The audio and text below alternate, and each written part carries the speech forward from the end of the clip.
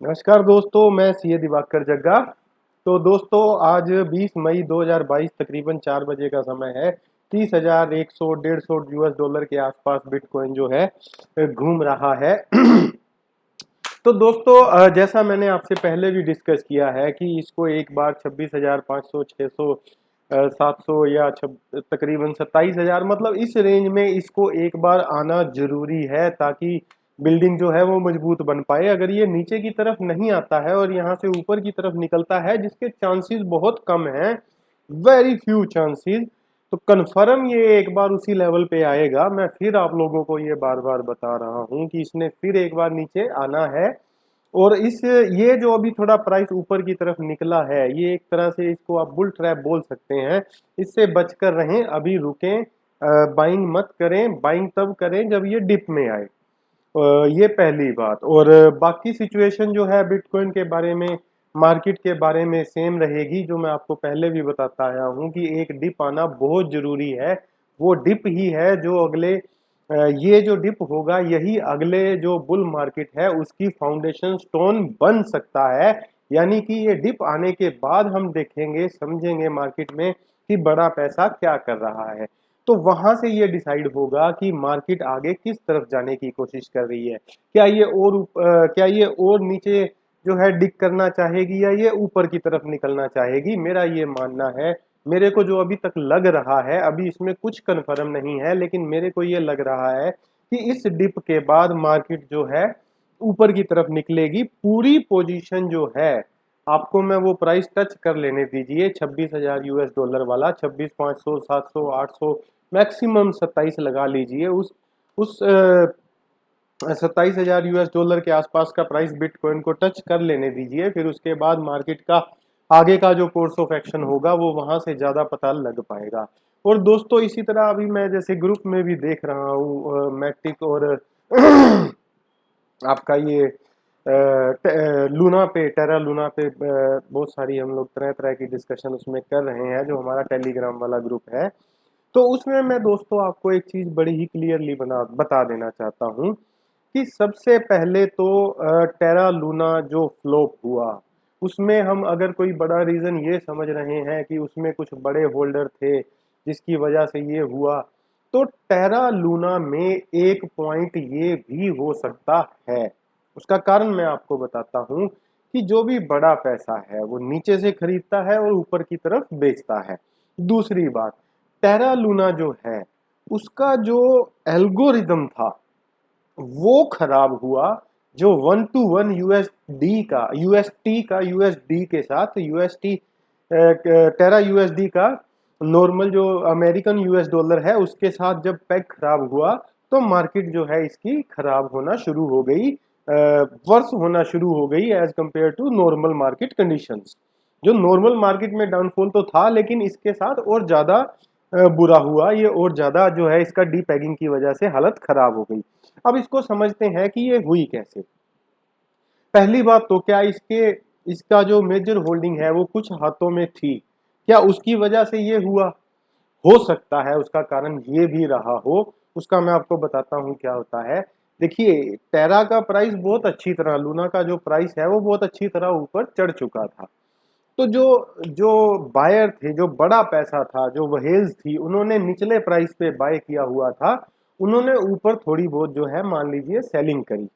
जब उन्होंने ऊपर सेलिंग करी तो मार्केट में एक पैनिक फैल गया, और यूएसडी और यूएसटी का जैसे ही पैग खराब हुआ, लोगों को एक इंडिकेशन मिलना शुरू हो गया कि ये जो है इसमें गड़बड़ शुरू हो रही है। सिर्फ गड़बड़ शुरू हो रही है, जिसको उन्होंने एज एन अपॉर्चुनिटी लिया कि यूएस टेरा लूना को शॉर्ट करते हैं, ताकि, क्योंकि इसका जो पैग खराब हो गया है उसकी वजह से मार्केट में इसकी न्यूज नेगेटिव है, तो ये नीचे की तरफ गिरेगा, तो हम इसका यूएसटी को शॉर्ट करते हैं।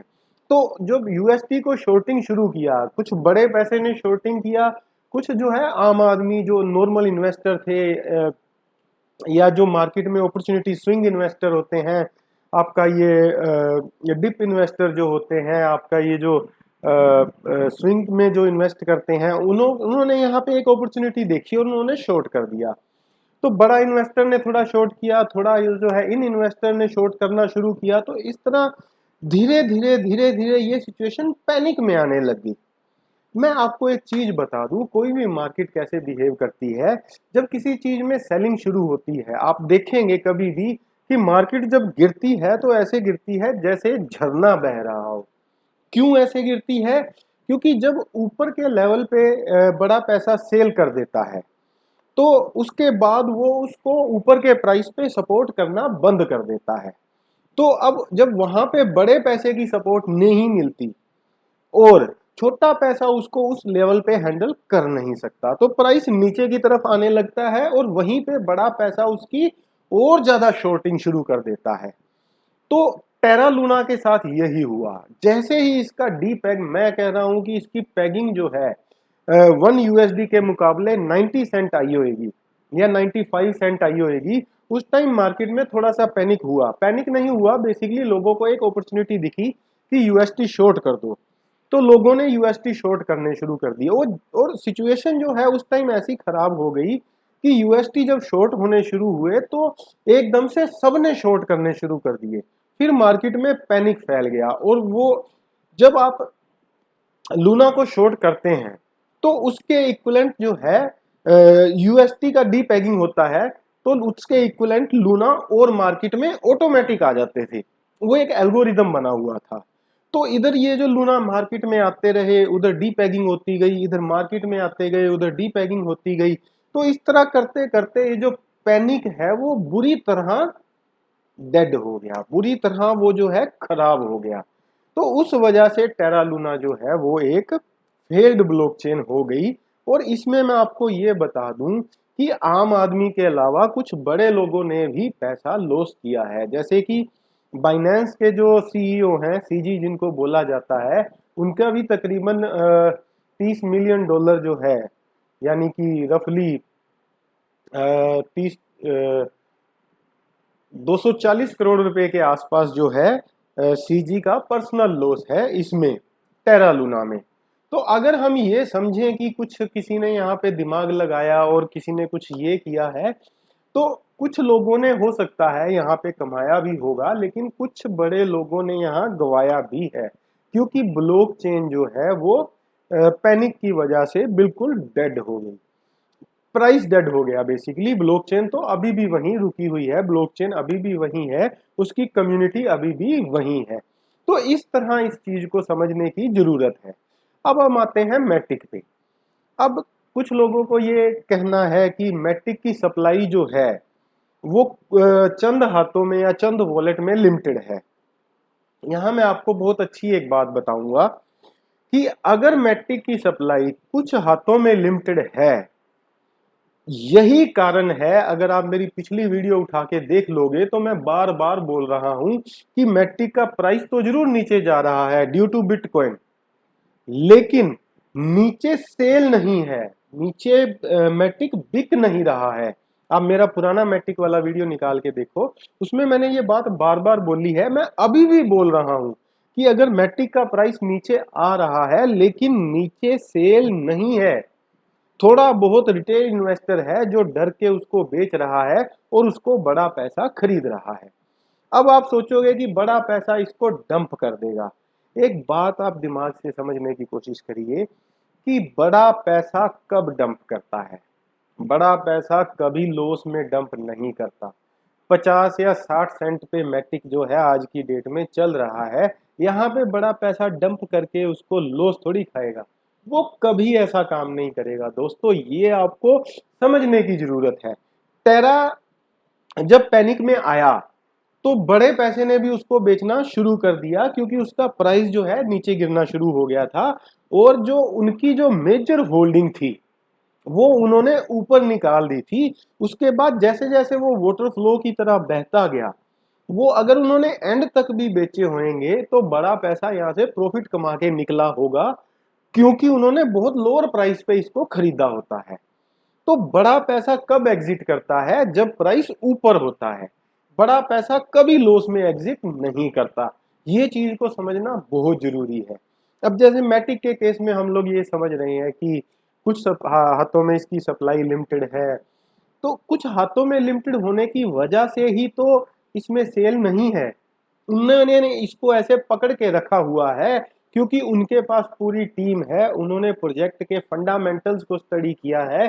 अगर उनको प्रोजेक्ट के फंडामेंटल्स अच्छे लगे हैं तभी तो उन्होंने इसमें पैसा इन्वेस्ट किया है। अब आप सोचो कि इस प्राइस पे आके बड़ा पैसा उसको बेच देगा, तो बड़े पैसे से बड़ा बेवकूफ कौन होगा दोस्तों इस दुनिया में?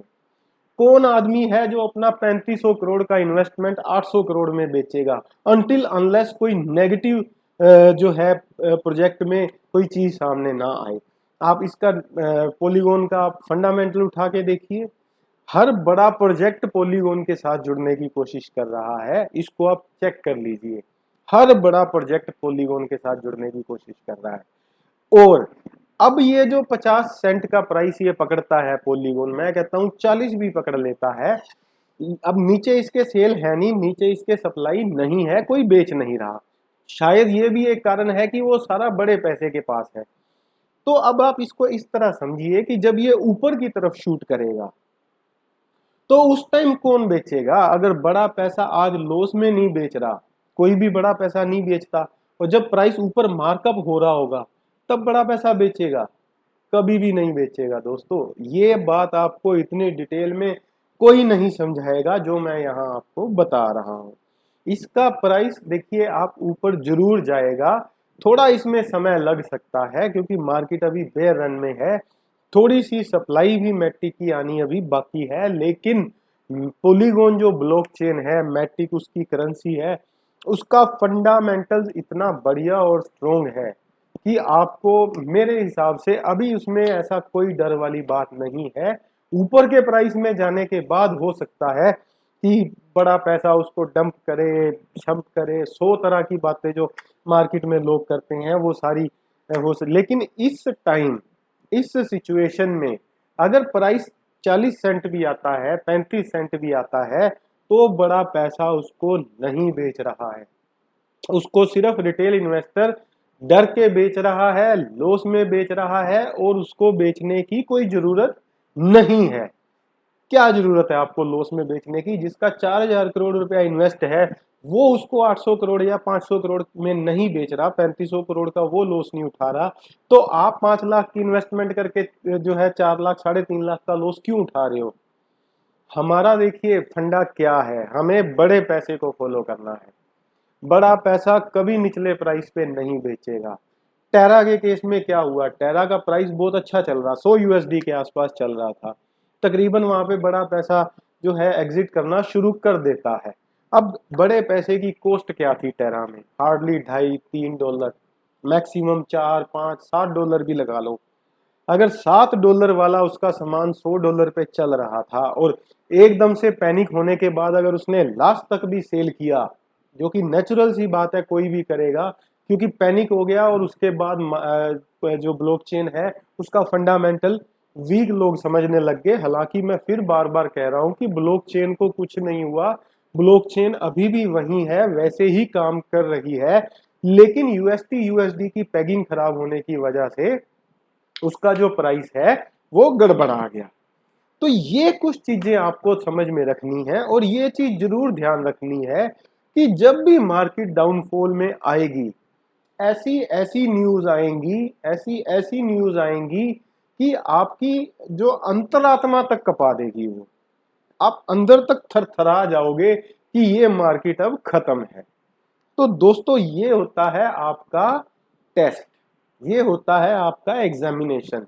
अगर आप इसको पार कर लेते हो, इसको पास कर लेते हो, तो ही आप पैसा कमाते हो, नहीं तो 99% रिटेल इन्वेस्टर, इसको आप लिख लीजिए, इस रिकॉर्डिंग को अलग से सेव कर लीजिए, 99% रिटेल इन्वेस्टर इस मार्केट से लॉस खा के निकलता है।